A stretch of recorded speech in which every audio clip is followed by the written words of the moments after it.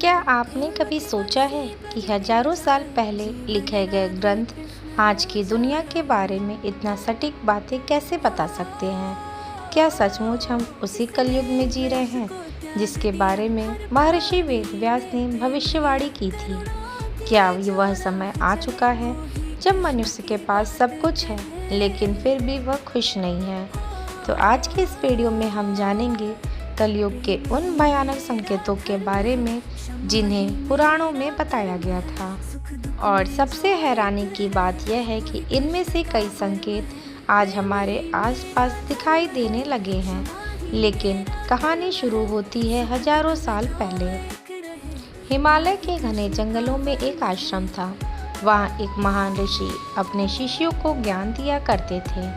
एक दिन शाम के समय सभी शिष्य उनके चारों ओर बैठे थे। सूरज धीरे धीरे पहाड़ों के पीछे छिप रहा था।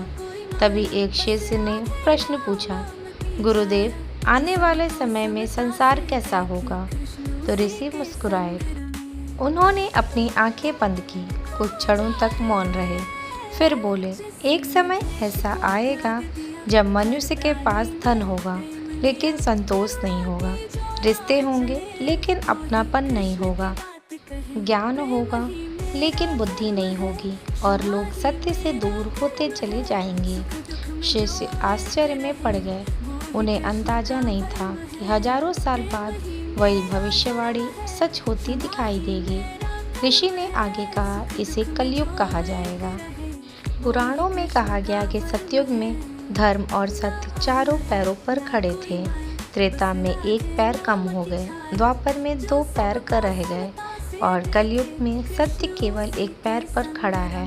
इसका अर्थ है जैसे जैसे युग बदलते गए सत्य कम होता गया। बहुत समय पहले एक छोटा सा गांव था।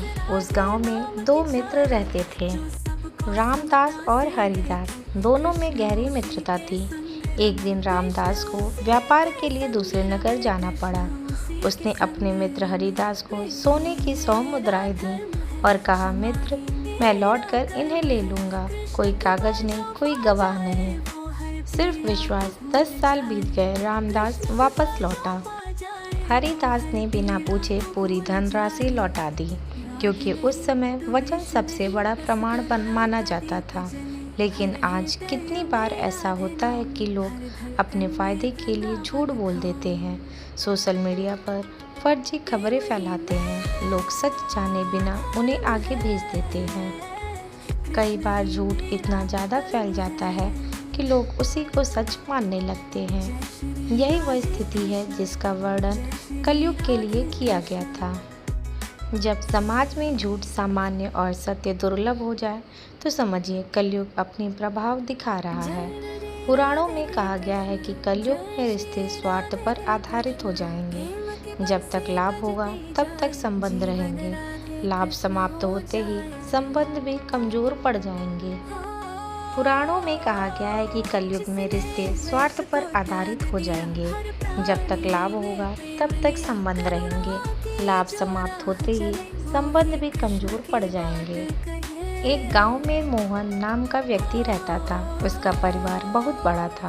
माता पिता, भाई बहन, बच्चे।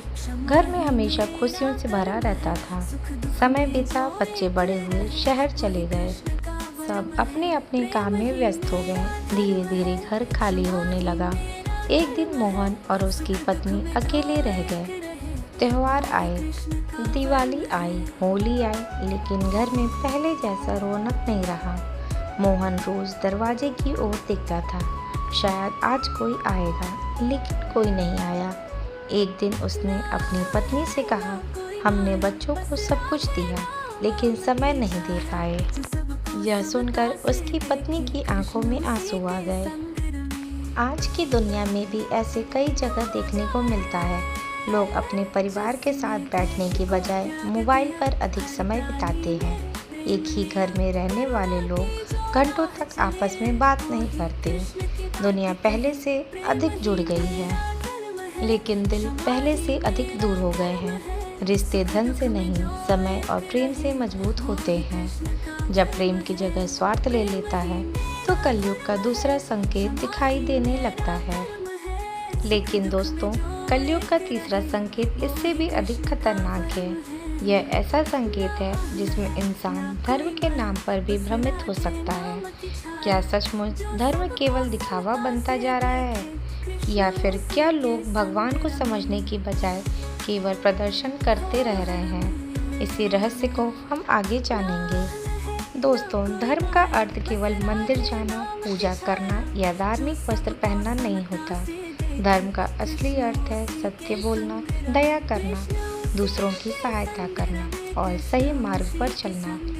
लेकिन पुराणों में कहा गया है कि कलयुग में लोग धर्म को समझने के बजाय उसका प्रदर्शन अधिक करने लगेंगे। तो एक नगर में दो व्यक्ति रहते थे। पहला व्यक्ति बहुत अमीर था। वह रोज मंदिर जाता था, बड़े बड़े दान करता था। लोग उसकी प्रशंसा करते थे। नगर में हर कोई उसे महान भक्त मानता था। वहीं दूसरी ओर एक गरीब किसान रहता था। वह मंदिर कम जाता था, लेकिन जब भी कोई भूखा रहता था तो उसे वह खाना खिलाता था। जब भी कोई बीमार मिलता उसकी मदद करता। किसी गरीब के घर में परेशानी होती तो उससे पहले वहीं पहुंचाता। एक दिन नगर में भयंकर सूखा पड़ा। कई लोग भूखे रहने लगे। अमीर व्यक्ति ने पूजा पाठ तो बहुत किया, लेकिन किसी की मदद नहीं की। वहीं गरीब किसान ने अपना बचा हुआ अनाज भी ज़रूरतमंदों में बांट दिया। लोगों को तब समझ में आया कि धर्म दिखावे में नहीं बल्कि कर्मों में होता है। लेकिन आज की दुनिया में हम देखते हैं कि लोग अच्छे काम करने से पहले कैमरा चालू कर देते हैं। मदद कम, प्रदर्शन ज़्यादा, सेवा कम, प्रचार ज़्यादा। पुराणों के अनुसार जब धर्म का उद्देश्य आत्मशुद्धि के बजाय प्रसिद्धि बन जाए तो यह कलयुग का एक बड़ा संकेत है। भगवान को दिखावा नहीं, सच्चा मन चाहिए। कल्पना कीजिए, यदि पृथ्वी बोल सकती तो शायद वह हमसे कुछ ऐसा कहती, मैंने तुम्हें जंगल दिए, मैंने तुम्हें नदियाँ दी, मैंने तुम्हें स्वच्छ हवा दी, लेकिन तुमने बदले में मुझे प्रदूषण दिया। बहुत समय पहले एक विशाल जंगल था। उस जंगल में हजारों पेड़ थे। पक्षियों का मधुर संगीत गूंजता रहता था। नदियाँ स्वच्छ थी, जानवर सुरक्षित थे। लेकिन धीरे धीरे मनुष्य वहाँ पहुँचा। उसने पेड़ काटना शुरू किए, नई इमारतें बनवाई, कारखाने लगाए। जंगल छोटा होता गया। कुछ वर्षों बाद बारिश कम होने लगी, नदियाँ सूखने लगी, जानवर मरने लगे और एक दिन पूरा क्षेत्र सूखे की चपेट में आ गया। लोगों को तब एहसास हुआ कि उन्होंने विकास के नाम पर प्रकृति को बहुत नुकसान पहुंचाया है।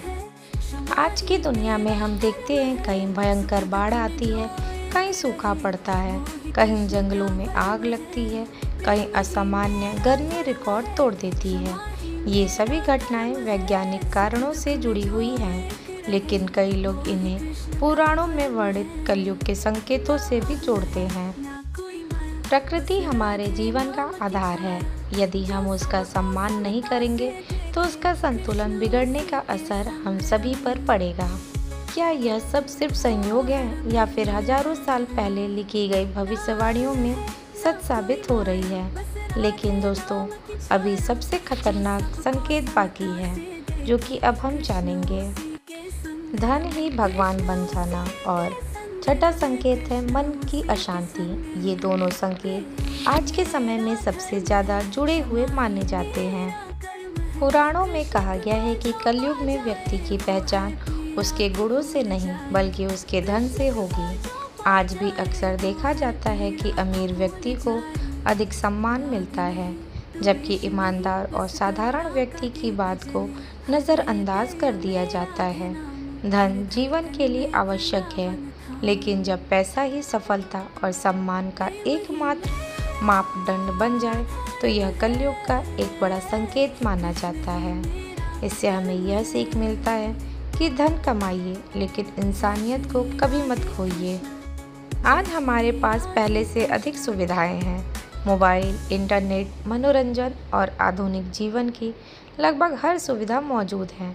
फिर भी लोग तनाव, चिंता और अकेलेपन से जूझ रहे हैं। कलयुग का यह संकेत बताता है कि बाहरी सुख सुविधाएं मन की शांति की गारंटी नहीं होती।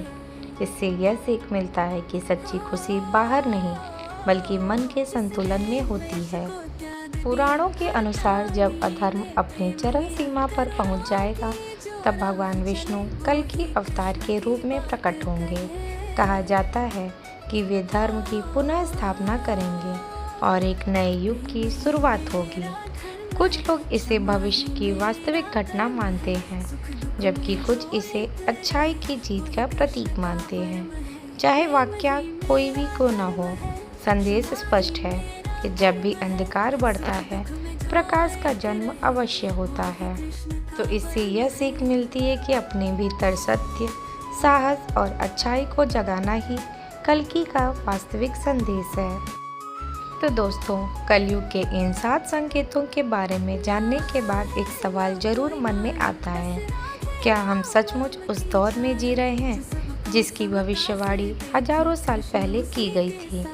क्या बढ़ता हुआ स्वार्थ, टूटते रिश्ते, मन की अशांति और धर्म से दूरी उसी दिशा की ओर इशारा कर रहे हैं? इसका उत्तर हर व्यक्ति की सोच और विश्वास पर निर्भर करता है। लेकिन एक बात निश्चित है, अगर हम अपने जीवन में सत्य, दया, प्रेम और धर्म को अपनाएं, तो चाहे युग कोई भी क्यों ना हो, हम अंधकार में भी प्रकाश का मार्ग खोज सकते हैं। तो याद रखिए, युग बदलने से पहले इंसान को बदलना पड़ता है और शायद दुनिया की बदलने की शुरुआत हमारे अपने विचारों से ही होती है। अगर आपको यह वीडियो पसंद आई हो तो वीडियो को लाइक, शेयर और चैनल को सब्सक्राइब करना बिल्कुल ना भूलें और कमेंट में बताइए कि आपके अनुसार कलयुग का सबसे बड़ा संकेत कौन सा है। मिलते हैं अगली वीडियो में एक और रहस्यमयी और रोचक बातों के साथ। तब तक के लिए धन्यवाद।